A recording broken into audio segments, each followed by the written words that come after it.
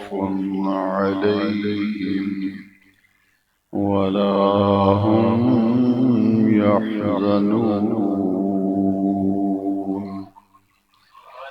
الذين آمنوا وكانوا يتقون صدق الله مولانا العظيم إن الله وملائكته يصلون على النبي يا أيها الذين آمنوا صلوا عليه وسلموا تسليما الصلاة والسلام عليك يا سيدي يا رسول الله وعلى آلك وأصحابك يا سيدي يا خاتم النبيين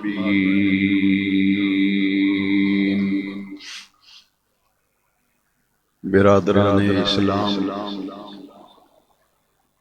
سن 1448 ہجری کے ماہ صفر المظفر کی آج 2 تاریخ ہے۔ ماہ صفر اسلامی سال کا وہ مہینہ ہے جس کے بارے میں مسلمانوں میں بہت سی غلط فہمیاں اور بہت سی غلط باتیں مشہور ہیں۔ اس مہینے میں نکاح اور شادی عمومی طور پر لوگ نہیں کرتے۔ کوئی نیا مکان بنانا ہو، نیا کاروبار کرنا ہو تو لوگ کہتے ہیں سفر میں نہیں کرنا چاہیے، اور یہ کہتے ہیں کہ یہ منحوس مہینہ ہے۔ ماہ صفر المظفر کے یہ بات ذہن میں رکھیں، سفر کا لغوی معنی ہے خالی ہونا۔ اس کا معنی ہے خالی۔ زمانہ جاہلیت میں حضور نبی کریم علیہ السلام کی بعثت سے پہلے عرب کے اندر ماہ صفر میں لوگ اپنے گھروں سے نکل جاتے تھے، گھر خالی ہو جاتے تھے، اور لوگ جنگیں کرتے، لڑائیاں کرتے، جنگ و جدال ہوتا اور اپنے گھروں کو چھوڑ کر چلے جاتے تھے۔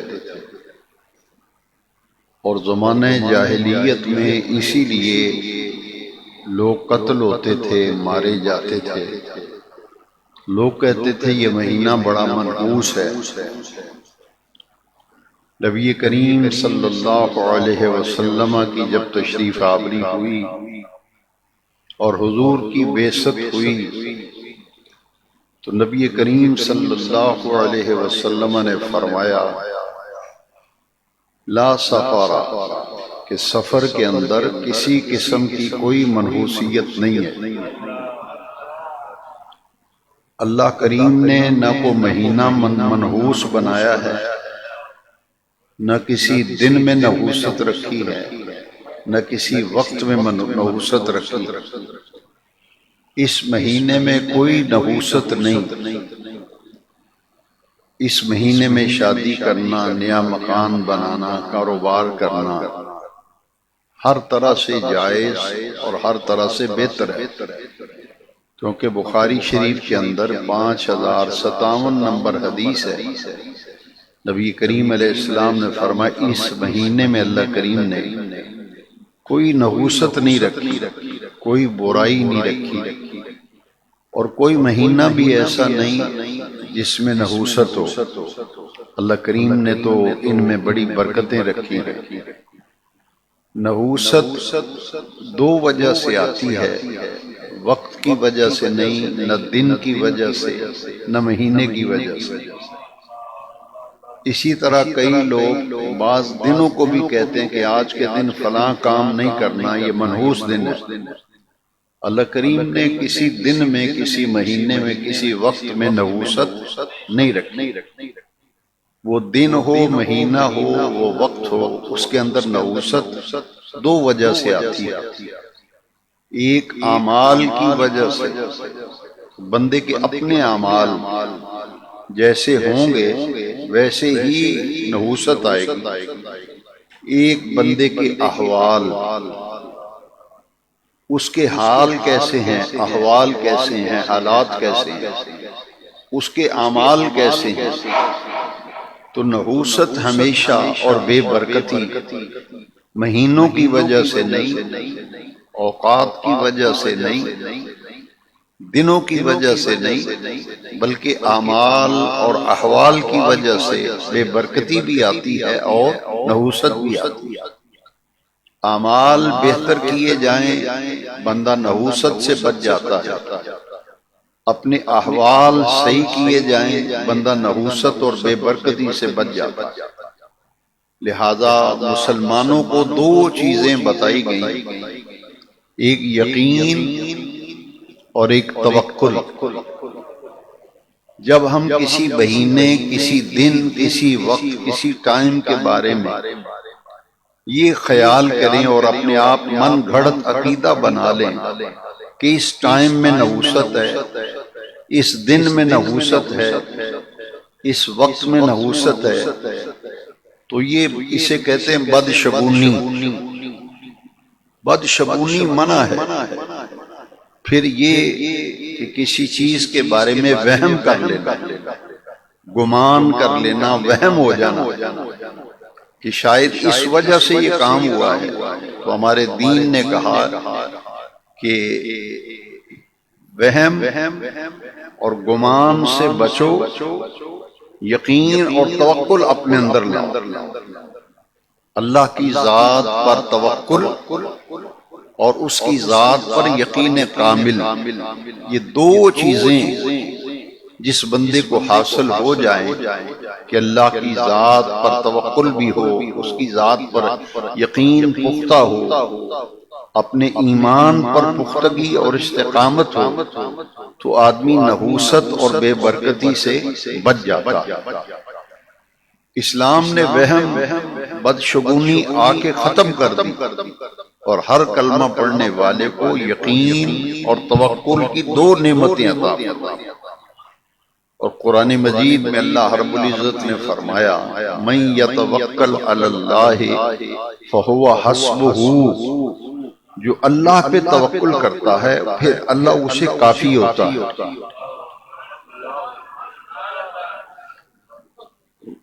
گمان، وہم، بدگمانی کہ شاید یہ اس وجہ سے ہوا ہے، یہ ہمارے ساتھ ایسا کیوں ہو رہا ہے، اسے کہتے ہیں بدشگونی، اور اپنے آپ کے اندر وہم پیدا کرنا۔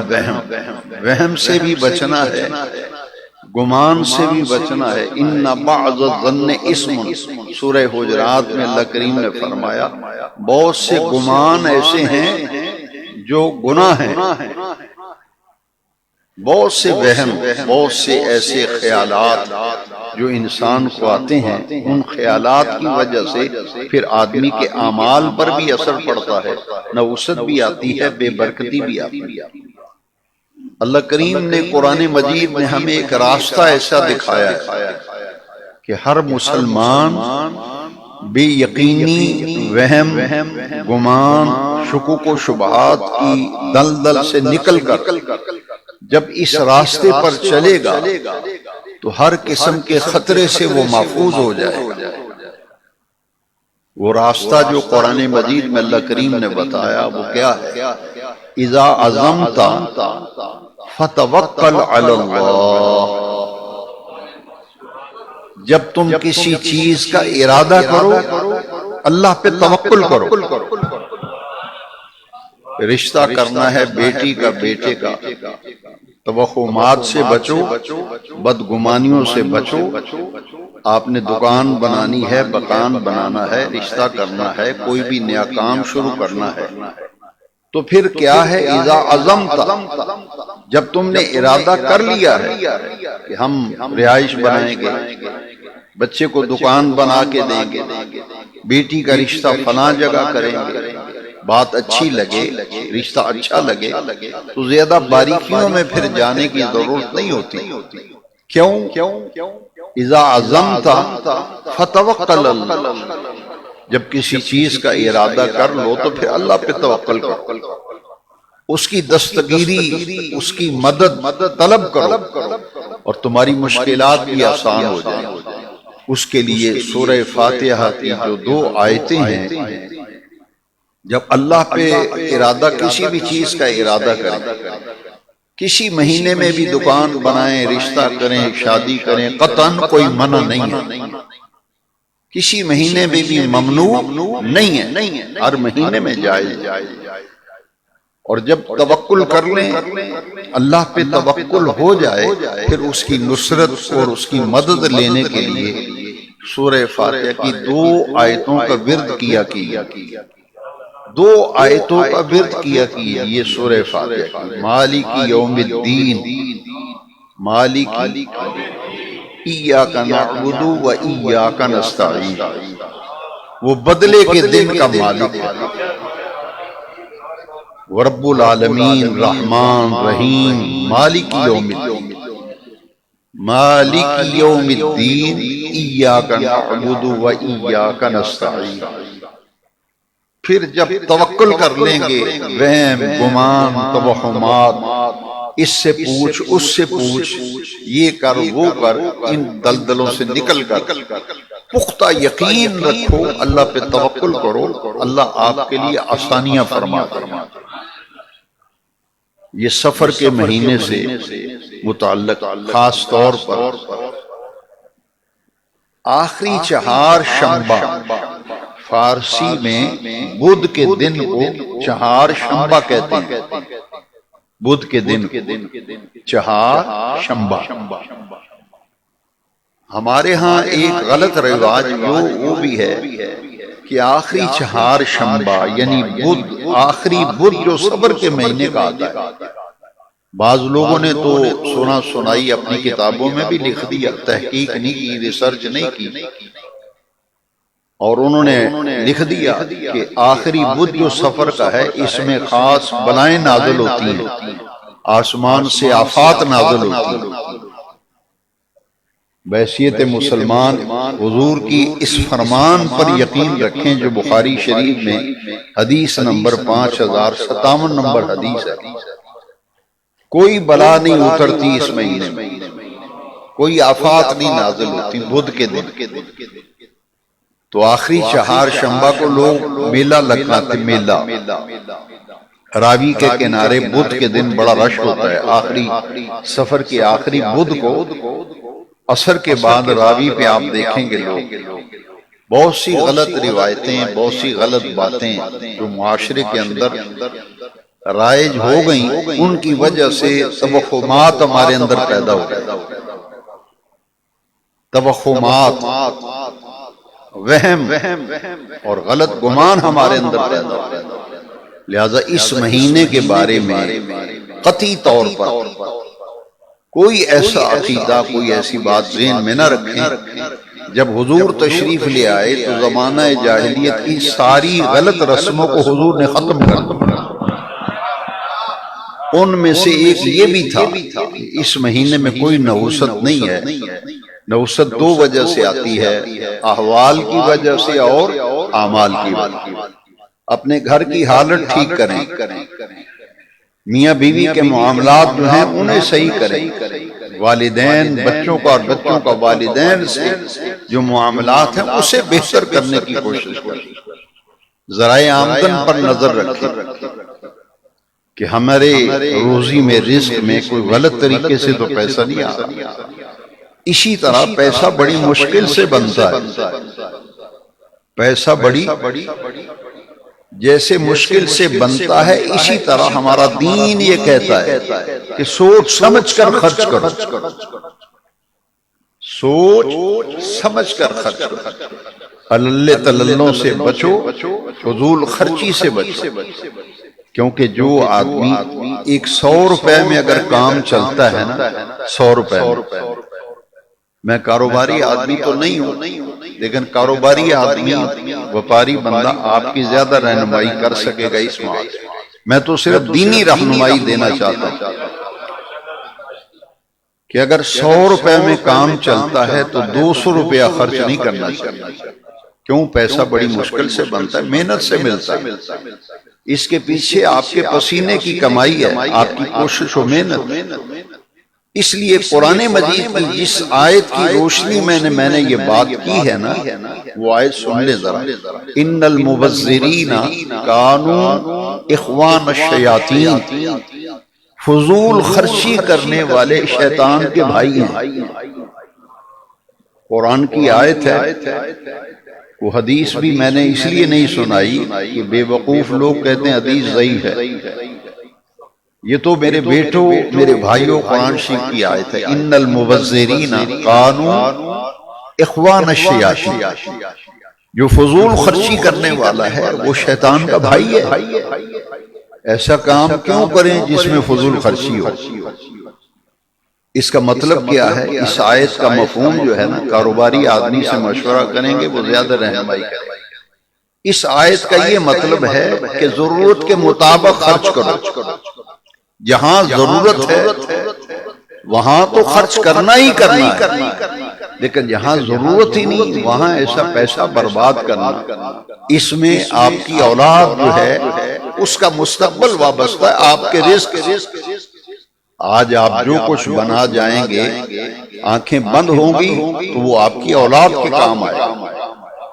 اس لیے اپنا تو سوچ لیا, اپنا تو کر لیا, بچوں کی بھی فکر کرنی چاہیے.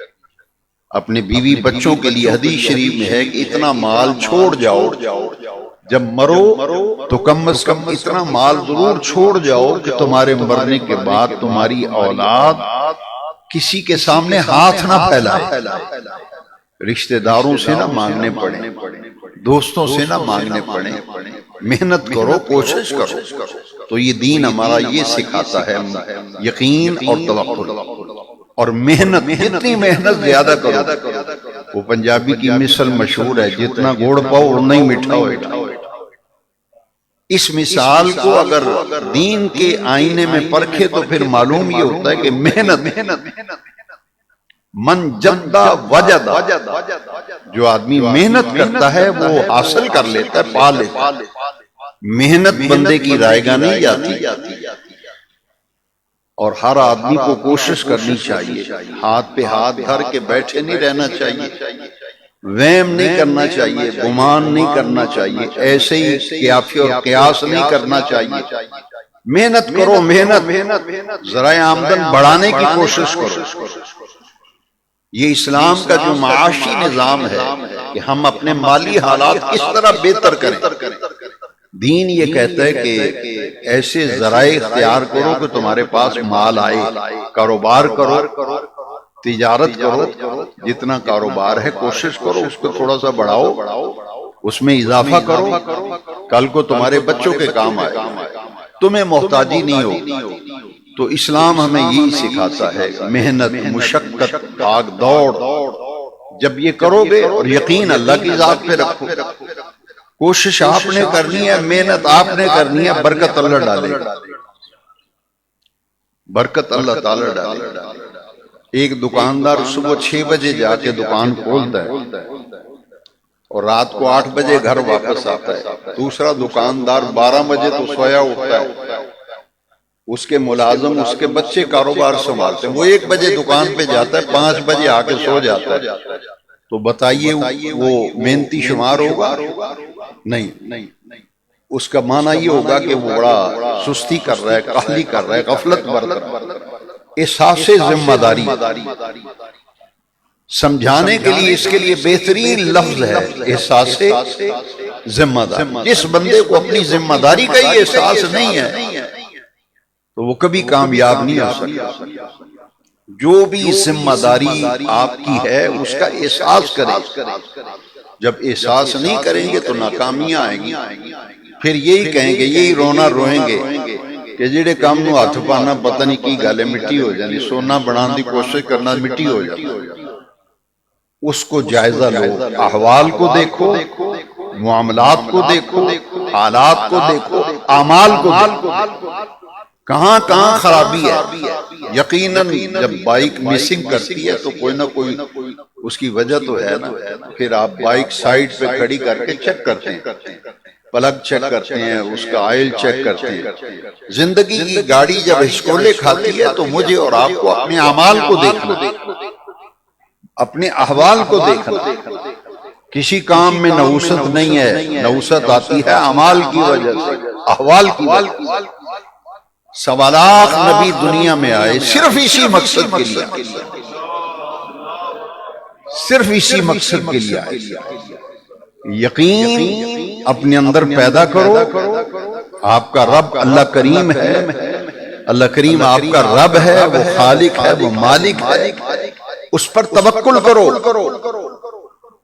اس کی ذات پر یقین رکھو۔ جب اللہ پہ توکل رکھ کر تم میدان عمل میں اترو گے تو وہم و گمان سے دامن بچاؤ، بدشگونیوں سے دامن بچاؤ۔ یقین کی منزل پہ پہنچنے کے لیے توکل اختیار کرو، اللہ کی ذات پر توکل۔ اور جو اہل توکل ہوتے ہیں اللہ کریم ان کے لیے غیب سے راستے کھولتا ہے، آدمی کو پتہ بھی نہیں ہوتا، وہاں سے اس کی مدد ہو جاتی ہے، وہاں سے پیسہ آتا ہے جہاں اس کا گمان بھی نہیں ہوتا۔ لہذا اس مہینے کے حوالے سے یہ چند باتیں بہت ضروری تھیں جو میں نے آپ کی خدمت میں عرض کر دی۔ دوسری بات آج یہ عرض کرنی ہے کہ ہمارے پچھلا مہینہ جو گزرا ہے سب یہ محرم الحرام شریف، محرم الحرام شریف کا مہینہ گزرا ہے۔ اس ماہ مبارک میں جو عظیم شہادتیں ہوئی ہیں، کربلائے معلی شریف میں 1 محرم الحرام کو، پھر 18 ذی الحجہ کو سیدنا عثمان غنی ذی النورین، سیدنا عمر فاروق اعظم، مولا علی کرم اللہ تعالی وجہ الکریم، حسنین کریمین، یہ جتنی شہادتیں واقعہ ہوئی ہیں یہ ذہن میں رکھیں کہ جب سے کائنات بنی ہے اور جب تک یہ دنیا قائم رہے گی اللہ کے راستے میں لوگ اپنی جانوں کا نذرانہ دیتے رہتے ہیں۔ کوئی دور ایسا نہیں گزرا کہ خوش نصیب لوگوں نے اپنی جان کی قربانی نہ دی ہو، بلکہ قرآن مجید پڑھیں تو آنکھیں کھلتی ہیں۔ وَيَقْتُلُونَ النَّبِيِّينَ، نبیوں کو شہید کیا گیا۔ حضرت زکریہ علیہ السلام پر آرا چلایا گیا تھا، آرا، یہ آرا دیکھا جیسے لکڑیاں چیرتے ہیں، حضرت زکریہ علیہ السلام کو آرا چلا کے شہید کیا گیا۔ وَيَقْتُلُونَ النَّبِيِّينَ، قرآن فرما رہا، بہت سے نبیوں کو شہید کیا گیا، قتل کیا گیا، اور جو اللہ کے راستے میں قتل کیا جائے، مارا جائے، اس کو جو شہید کہتے ہیں، کیوں کہتے ہیں؟ یہ اپنے ذہن میں رکھیں کہ نبی کریم علیہ السلام نے فرمایا من قتل فی سبیل اللہ فہو شہید۔ یہ صحیح بخاری شریف کے اندر حدیث ہے، جو اللہ کے راستے میں قتل کیا جائے اسے شہید کہتے ہیں، شہید۔ اور قرآن مجید میں اللہ رب العزت نے فرمایا وَلَا تَقُولُوا لِمَنْ يُقْتَلُ فِي سَبِيلِ اللَّهِ أَمْوَاتٌ كَمَا وَرَدَ فِي سُورَةِ الْبَقَرَةِ، جو اللہ کے راستے میں قتل کیے جائیں انہیں مردہ نہ کہو، بل احیاء بلکہ وہ زندہ ہیں.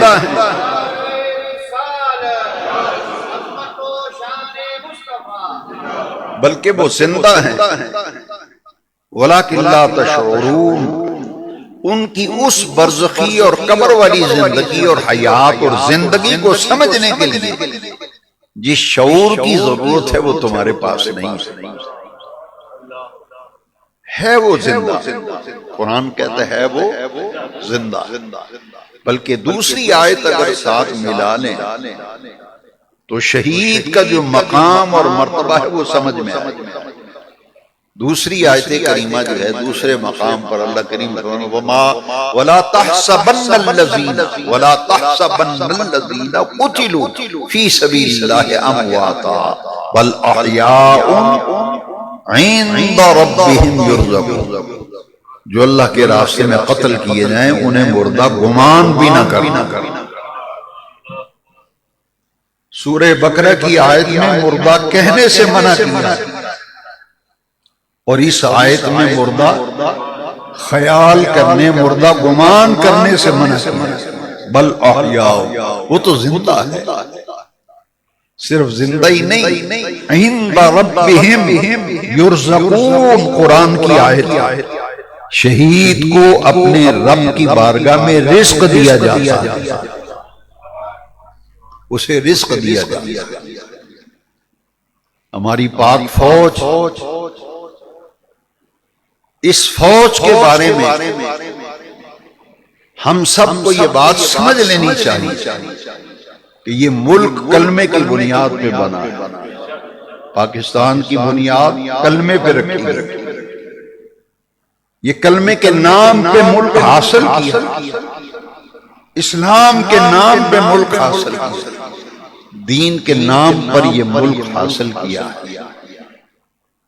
اس نوجوان نسل کو نہیں پتا, ہمارے 20 25 30 سال کے بچوں کو نہیں پتا, ان جوانوں کو بچوں کو تو بالکل نہیں پتا کہ جب پاکستان بن رہا تھا اس وقت دو ہی نعرے گونجتے تھے, لے کے رہیں گے پاکستان, بن کے رہے گا پاکستان. کہ ہم پاکستان ہر صورت بنائیں گے اور لیں گے. اب کیوں لیں گے یہ سمجھے. یہ ہمارے بچوں کو پتہ, اسی لیے سیکولر اسٹیٹ بنانے کی سازشیں چلتی ہیں. جبکہ اچھی طرح اپنے دل پہ یہ بات لکھ لیں اور سمجھ لیں کہ اس وقت ایک نعرہ گونجتا تھا کہ پاکستان کا مطلب کیا, لا الہ الا اللہ. تو جو ملک کلمے کی بنیاد پہ بنا, اس کی فوج جو ہے جب ملک کی حفاظت کے لیے فوجی شہید ہوتا ہے, قتل ہوتا ہے, تو اس کا اتنا اعلیٰ اور عرفہ مقام ہے کہ آپ اندازہ نہیں کر سکتے کہ اس ملک کی حفاظت کر رہا ہے جس کی بنیاد کلمے پہ. ہماری زبان پہ کنٹرول نہیں, ہمیں اپنی زبان پہ قابو نہیں. دکان پہ بیٹھے, ہوٹل پہ بیٹھے, فوج ملک نو کھا گئی, ایک تے سانو فوج لے کے بیٹھے, انہیں ملک دا بیڑا غرق کر. یہ ایک اندر کھاتے سازش ہے کہ اس کی فوج کو کمزور کیا جائے. کیوں؟ سرحدوں پہ آپ حفاظت کرتے ہیں, آپ گن لے کے کھڑے ہوتے ہیں, میں کھڑا ہوتا ہوں. اسی لیے ہمارے قائد تھے مولانا شاہ احمد نورانی رحمت اللہ علیہ, وہ فرماتے تھے کہ ہر پاکستانی کی طرف سے یہ جو آپ پاکستان کی سرحدوں پہ بندوقیں لے کے نہیں کھڑے, لیکن آپ کو ثواب مل رہا ہے کہ یہ جو فوج ہے یہ آپ کی ترجمان ہے. ہر پاکستانی کی جہادی تنظیم فوج ہے. آپ کی طرف سے, میری طرف سے فوج حفاظت کر رہی ہے ملک کی. لہذا اسلام نے تو ویسے بدگمانی سے منع کیا, جس معاملے کا نہ آپ کو پتہ ہے نہ مجھے پتہ ہے. میں خواہ مخواہ زبان کھول کے کبھی کسی کے خلاف بولوں, کبھی کسی کے خلاف بولوں, جب تحقیق ہی نہیں, ریسرچ ہی نہیں, جس بات کا علم ہے. اس لیے بڑے درد دل سے جمعے میں آنے والے تمام عاشقان رسول سے یہ عرض کروں گا کہ جو شہید ہوتا ہے, شہید آج یہ کہتے کہ فوج تنہا لیتی ہے، یہ کیسے شہید ہے؟ یہ تو پیسے لے کے شہید ہوئے۔ تو میں پوچھتا ہوں کہ دور خلافت راشدہ میں فوجیوں کی تنہائیں تھیں یا نہیں تھیں؟ ہر خلیفہ راشد نے فوج کے ہر سپاہی کا وظیفہ لگایا ہوا ہے۔ عمال تھے، یہاں تک کہ جو لوگ زکوٰۃ اکٹھی کرتے تھے ان کی تنہائیں لگی ہوئی تھی۔ کوئی نظام پیسے کے بغیر چلتا ہے؟ آپ تو پیشاب نہیں کر سکتے لوٹ جائیں پیسے کے بغیر۔ تو کسی کو یہ کہنا کہ یہ پیسے لیتا ہے، وہ ظالموں پیسے لیتا ہے، کام بھی تو کرتا ہے۔ ہمارے محدث اعظم علیہ رحمہ سے مدرسے کے ایک ورکر تھے، ان کی شکایت لگائی، کسی نے شکایت جھوٹی تھی، انہوں نے کہا جی یہ کھاتے ہیں۔ یہ کیا کرتے ہیں؟ کھاتے ہیں۔ آپ نے فرمایا کھاتے ہیں، کام بھی تو کرتے ہیں۔ کھاتے ہیں تو یہ کیا ہوا کہ کھاتے ہیں؟ تنہا تو لے نہیں لے، کیونکہ پیسے کا نظام نہیں، اس کے پیسے کے بغیر نظام ہی، گھر کا نظام چلا کے دکھائیں مجھے، بیوی بچوں کو پیسے نہ دیں، میں دیکھتا ہوں کیسے نظام چلا۔ اب یہ کہنا کہ فوج تنہائیں لیتی ہے، بھائی تنہائیں لیتی ہے تو جانے بھی تو وہی دے رہے ہیں، راتوں کو وہ جاگتے ہیں، آپ کو پتہ نہیں، حقائق کا کسی کو علم نہیں۔ ایک ریڑھی لگانے والا کیا جانے کہ اندر کھاتے معاملات کیا ہیں؟ اس لیے غور رکھو۔ مجھے ایک آرمی کے ذمہ دار آدمی نے وہ فائل دکھائی کہ فوجی باقاعدہ اپلیکیشن دیتے ہیں کہ وہ سرد ترین علاقے جہاں وہ برف سے بچنے کے لیے، سردی سے بچنے کے لیے وردی بھی پہنی ہوئی ہو اور اتنا سا جسم کا حصہ باہر نکل آئے تو وہ ایسے ہو جاتا ہے جیسے برف ہے۔ فوجی اپلیکیشن دیتے ہیں کہ میری ڈیوٹی وہاں لگائیں، میری ڈیوٹی وہاں لگائیں، تاکہ یہ اعزاز جو منصب شہادت کا ہے یہ مجھے اللہ کریم کی بارگاہ سے ملے۔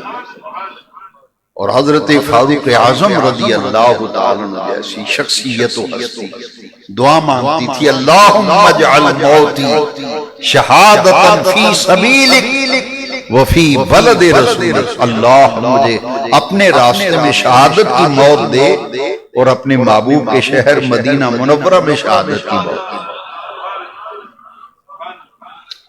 اور شہادت کا اعزاز ذرا غور سے سن لے۔ اور پاکستان کی فوج کو ایک اور اعزاز حاصل ہے جو آپ میں سے میرے خیال میں جو پڑھے لکھے لوگ ہیں ان میں چند لوگوں کو پتا ہوگا، باقی کسی کو نہیں پتا۔ میری بات غور سے سننا، حرمین شریفین، یہ پاکستان کو اللہ نے عزت دی ہے۔ کتنے ممالک ہیں دنیا میں، مسلم ممالک گن لیں کتنے، اتنے اسلامی ملک ہیں، لیکن ان میں سے اکیلا پاکستان ہے جس کی فوج کو یہ اعزاز حاصل ہے۔ ہمارا سعودی عرب سے معاہدہ ہوا ہے، اگر مکہ پاک پر، مدینہ پاک پر حملہ ہوتا ہے اور حملہ نہیں بھی ہوتا، اس کی حفاظت کی ذمہ داری ہماری افواج پاکستان نے اپنے ذمہ لی ہوئی ہے۔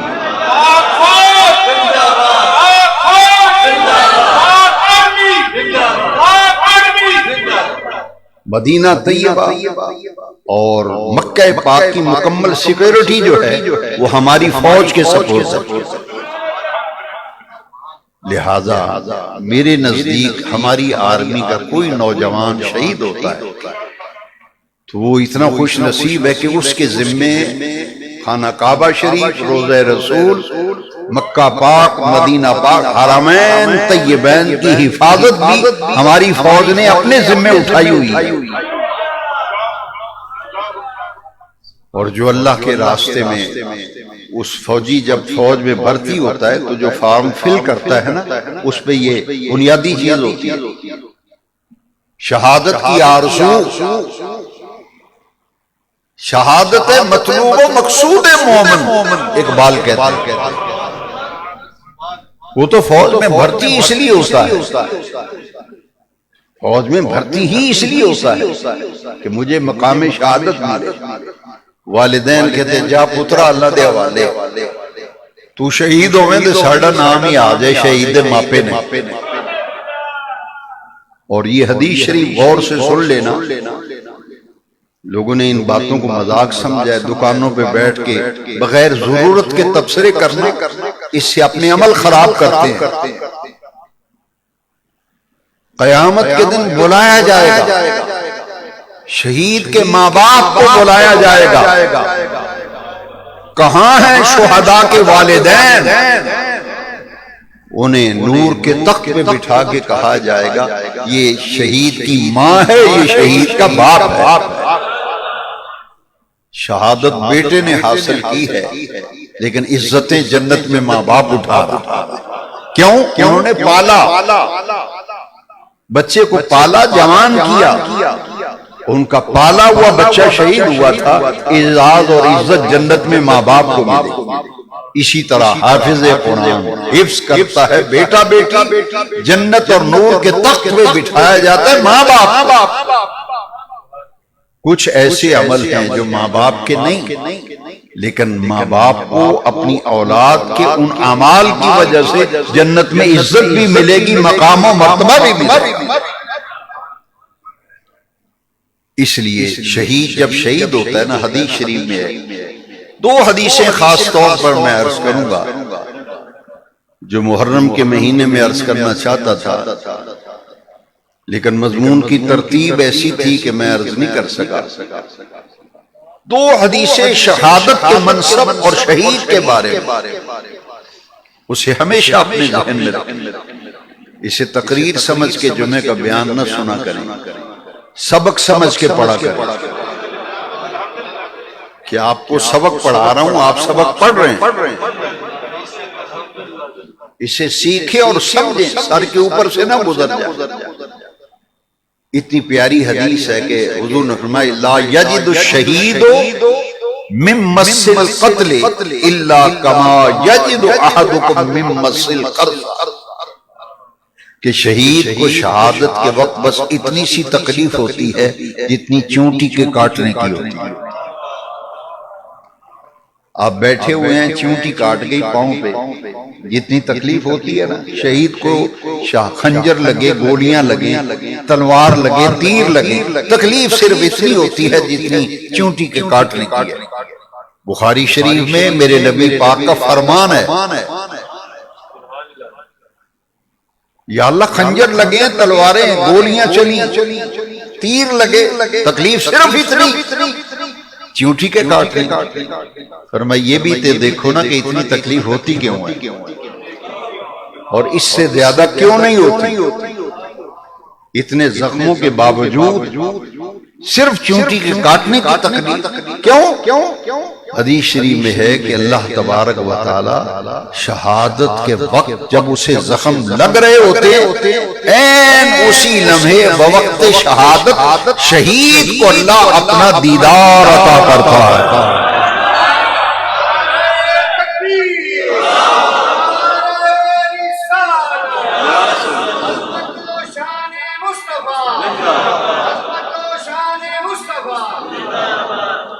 شہید کو شہادت وقت دیدار الہی حاصل۔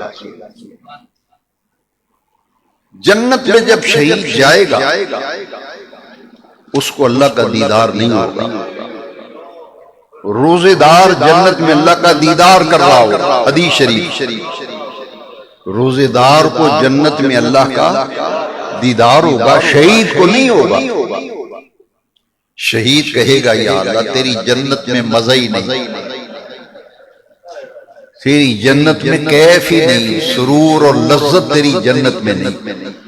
اللہ کریم فرمائے گا اے میرے بندے، اے شہید، وہ کون سی لذت ہے جس کا تو متلاشی ہے اور میری جنت میں نہیں؟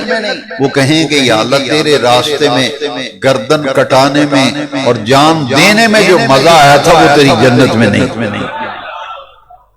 گردن کٹانے میں، جان دینے میں جو مزہ آیا تھا وہ تیری جنت میں۔ وہ مزہ کیا ہے؟ وہ مزہ دیدار الہی ہے۔ وہ مزہ دیدار۔ حدیث شریف میں آتا ہے ذرا سوچو ان کے بارے میں غلط رائے نہ میرے بیٹے ایسا نہ کرنا، کسی کے کہنے پہ غلط رائے نہ قائم کرنا۔ جو ماں کا بیٹا اپنی جان دے رہا ہے افغانستان میں، اور جو کچھ پاکستان کے خلاف سازشیں چل رہی ہیں، ان سازشوں سے آپ کو بچانے کے لیے آپ کی فوج جانیں دے رہی ہے۔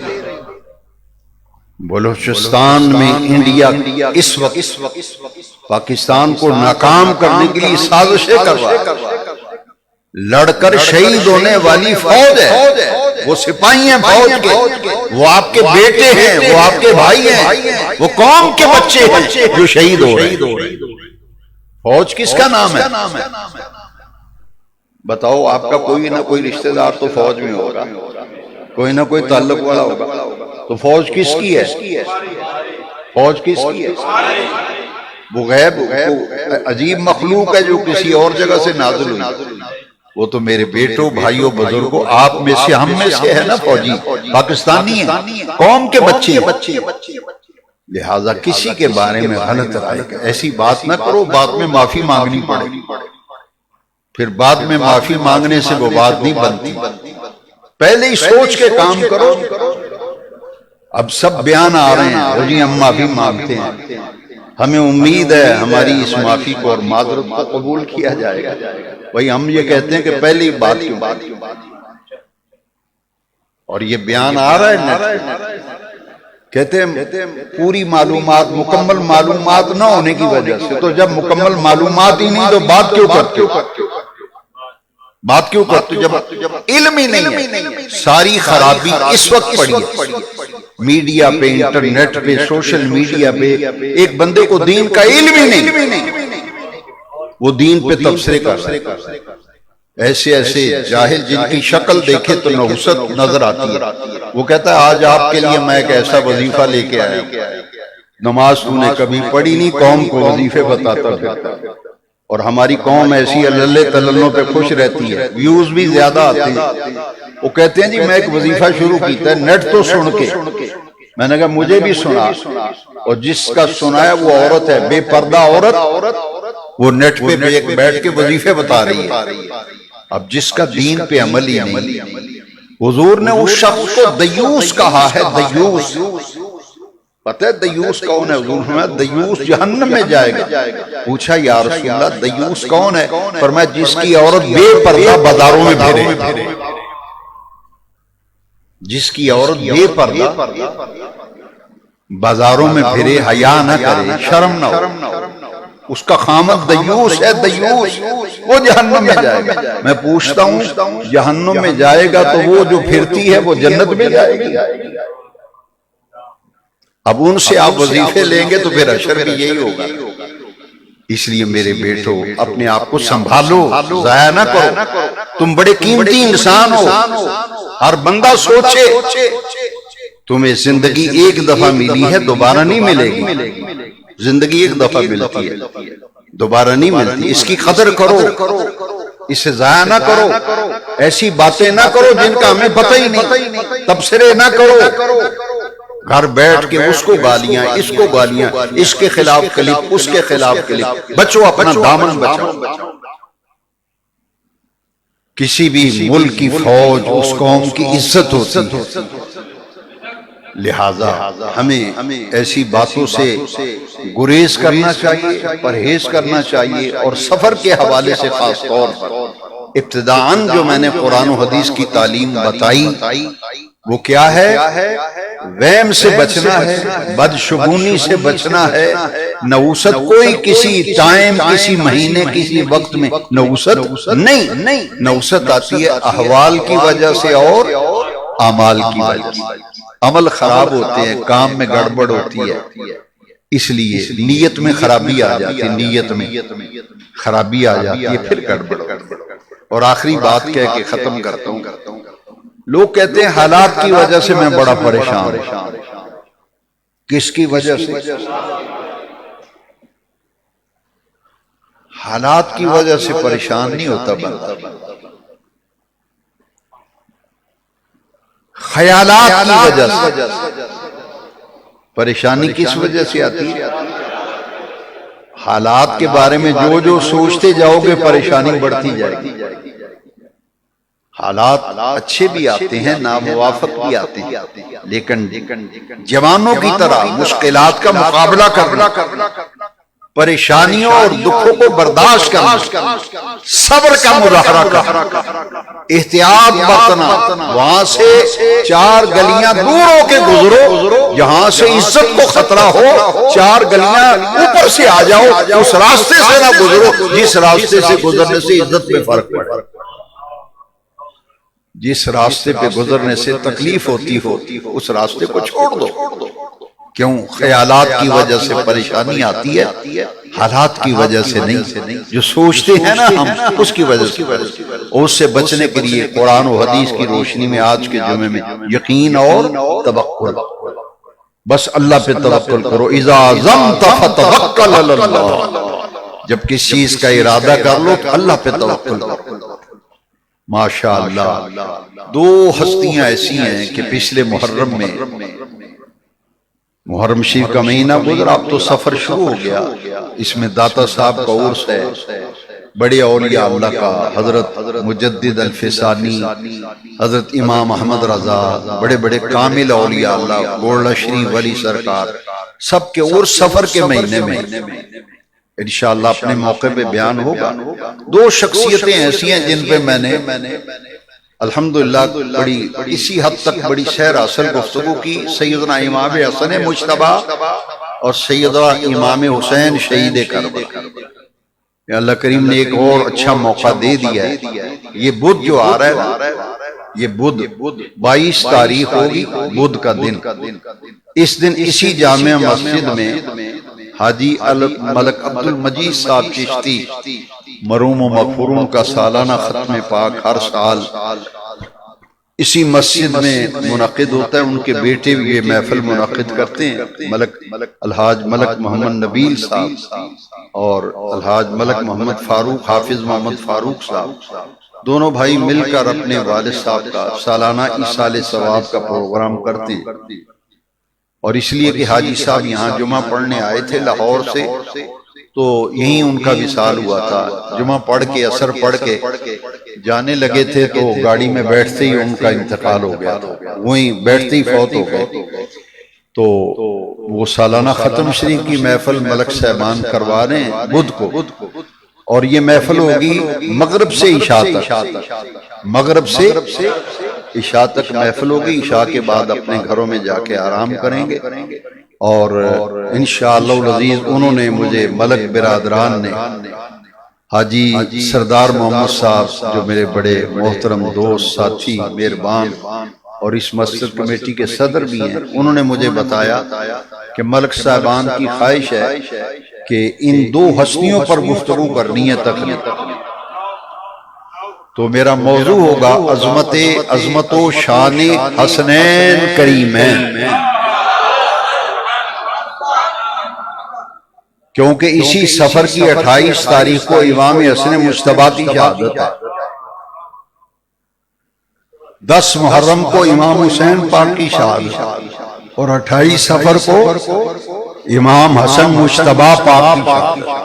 تو انشاءاللہ بدھ کے دن مغرب سے عشاء تک صرف ایک ہی موضوع پہ بات ہوگی، ایک حضرت امام حسن کی ذات، امام حسین، دونوں کے فضائل و مناقب بیان کیے جائیں گے۔ کوشش کریں کہ بدھ کو مغرب کی نماز مسجد میں ادا کریں، اور دوست احباب کو بھی دعوت دیں کہ آج بیان کا موضوع شان حسنین کریم ہے، اور لنگر شریف کا بھی اہتمام ہوگا۔ عشاء کی نماز کے بعد عشاء کی نماز پڑھیں گے، لنگر شریف تقسیم ہوگا، اس محفل میں بھی شرکت فرمائیں۔ اللہ تعالی ہمیں نیک اعمال، نیک احوال ان کی طرف متوجہ ہونے کی توفیق عطا فرمائے۔ وما علینا الا البلاغ المبین۔